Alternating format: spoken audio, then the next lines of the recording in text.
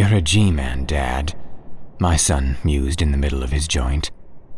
"Why does the United States keep North Korea around?" "Why does heaven need gates, son?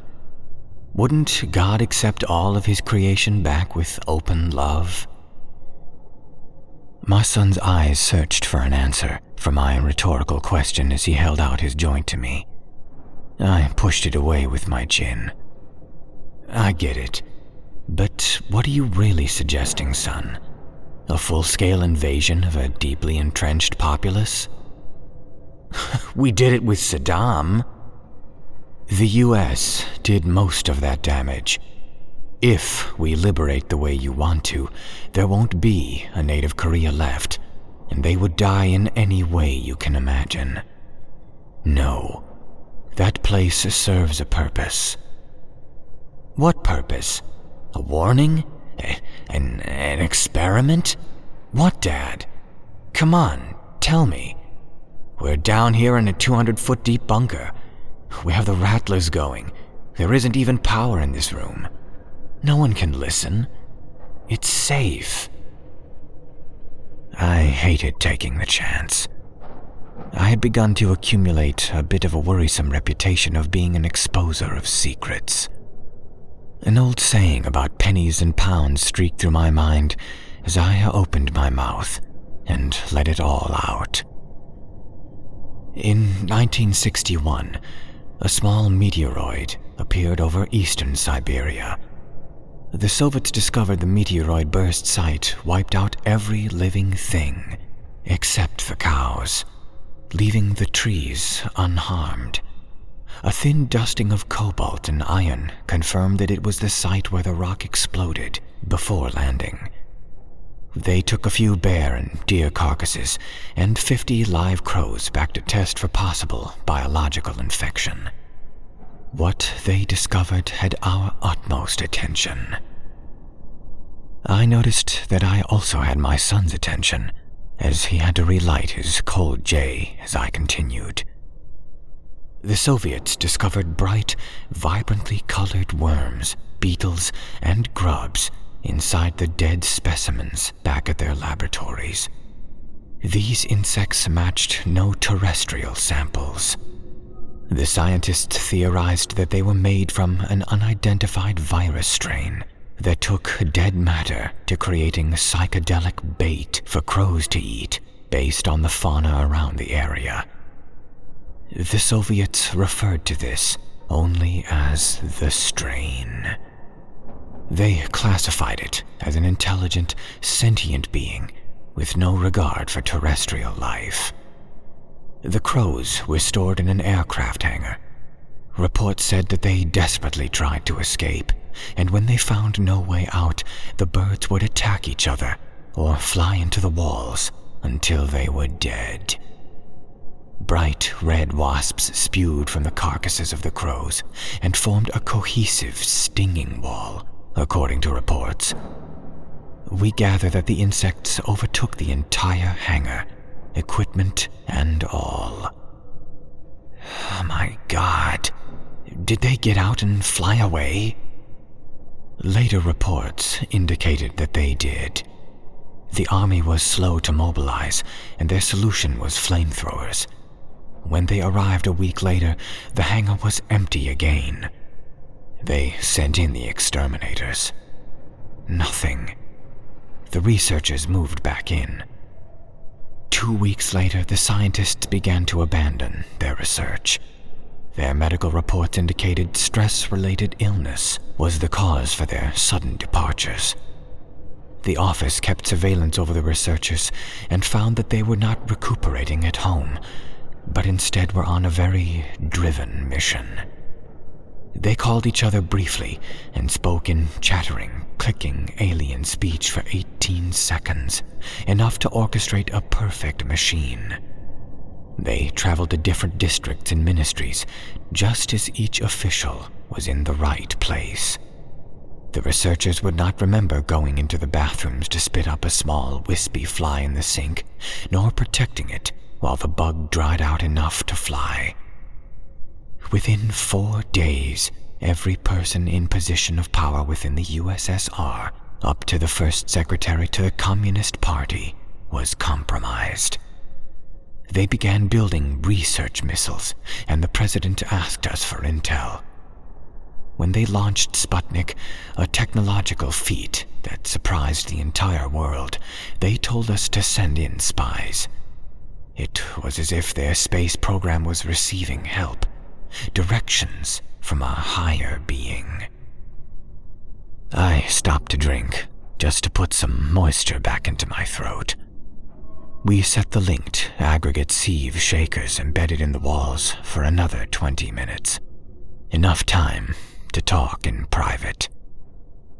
They built 14 rockets and shot their top humans, brave, decorated men and women, straight into space. Hundreds, maybe thousands of people packed like docile Indian cattle, rocketing off the planet to seemingly random trajectories, never to return.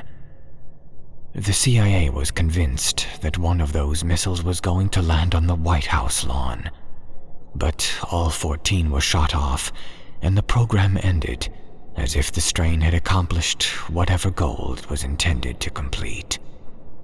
What was that? We theorize that it was to spread to the other centers of life. The strain starts out as a monocellular organism, but it preserves an electromagnetic wavelength of communication between all other particles of itself. It is whatever it infects, no matter how large the crowd. I took another sip of gin. Maybe I was getting second-hand cottonmouth. When the Iron Curtain finally fell, the new Russians asked for our guidance. Apparently, they contained a single live culture, but the same people who moved the largest stone and detonated the largest nuclear bomb were afraid to relocate the sample from the deteriorating lab in Volgograd without help. Top officials already had past relationships with the office in sharing radar data to track international UFOs, and the National Hermetical Office is the only body in the world with the experience and the means of dealing with something like the strain. So you helped the Ruskies move it to one of their own territories? North Korea? I nodded. We kept the strain tightly stored in the facility under a barren central tundra. The DPRK built a network of underground highways to move troops and hardware without radar detection, and we used those tunnels to shuttle in the best around the world to study the strain, which has remained very active and would be highly infectious if not for multiple layers of security. All we have learned about it is this: it is a life form beyond creation itself, not bound to a particular vessel for life.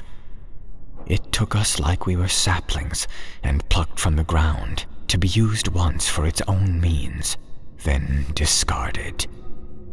You'll never see the bodies post-corpus, but that's when you will see the worst of what the strain does. Infection starts with... I didn't want to say dehydration. My mouth and throat were drier than ever. Pustules. The skin will become inflamed and writhing pupa. We learned it plays into the human need to scratch and break blisters on the body. This causes the virus to more readily spread to the other surfaces, and for an undeveloped strain to start the process of controlling upwards towards a human. At this point, the subject has less than 12 hours to live. That is when the strain takes full effect of the host's brain and uses them for their own means. Death comes by paralysis in even less than 2 days afterwards. Every single researcher and government official exposed succumbed to the strain, the bodies eventually becoming biological hazards. You've never answered my question, Dad. Why do we need North Korea? moving it again is too dangerous. Abandoning it is even worse.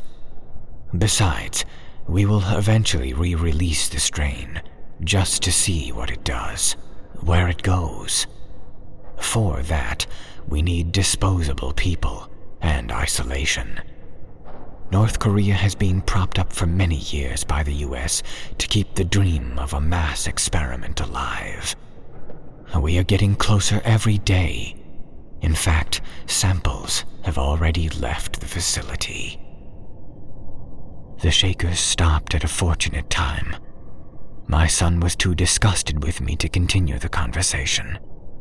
I regretted using disposable, but to the world, that's what these unfortunate souls were. When my son left the room through the elevator shaft, I finally had the privacy to pull my shirt away from my shoulder to reveal what the hell was causing me to itch. I saw 12 clear blisters that stretched my skin taut, each ringed with a sick shade of red. The blisters were wombs for what looked like mosquito larvae that squirmed in the light. They must have formed only hours ago. Looking at it made me itch with an intensity that makes you want to scratch down to the bone. I tried to occupy my mind with figuring out how I got infected. I visited the lab the strain was being held in, but we had regulation lockdown procedures. Then I flashed on the documents. I personally filed through thousands of pages. All of them were in the lab space with the strain, and full decontamination was never a goal in that day and age.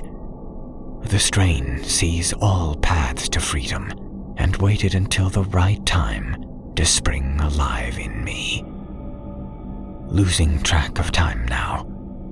I'm ordering plane tickets and taking calls from strangers and having long conversations with them in chirps and chattering clicks.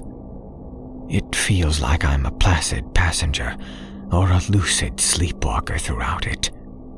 I can hear the strain speaking inside me.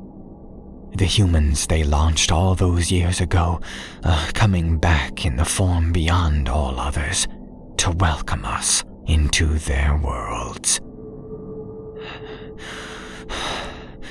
I am to be one of their ambassadors. One of their ambassadors.